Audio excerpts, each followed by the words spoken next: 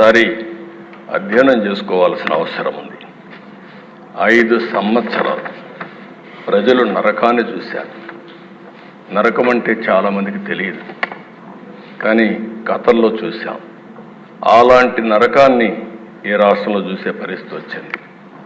రాష్ట్ర చరిత్రలో అవి ఒక చీకటి రోజులు. ఆస్తులు సెటిల్మెంట్ చేశారు, మామూలు కాదు.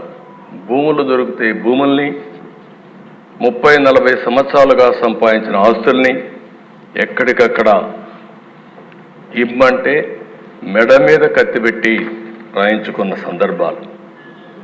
ఏ ఆడబిడ్డ మానానికి రక్షణ లేదు. ఇష్టానుసారంగా బిహేవ్ చేశారు. ప్రాణానికి విలువ లేకుండా చేశారు. ఎంత దారుణంగా ప్రవర్తించారంటే అంత దారుణంగా ప్రవర్తించే పరిస్థితి వచ్చారు. కడకు బ్రతుకు కూడా గ్యారంటీ లేదు. మనం క్షేమంగా ఇంటికి తిరిగి వస్తామని ఆశ ఎవడికి లేని పరిస్థితి వచ్చింది. దౌర్జన్యాలు, విధ్వంసాలు,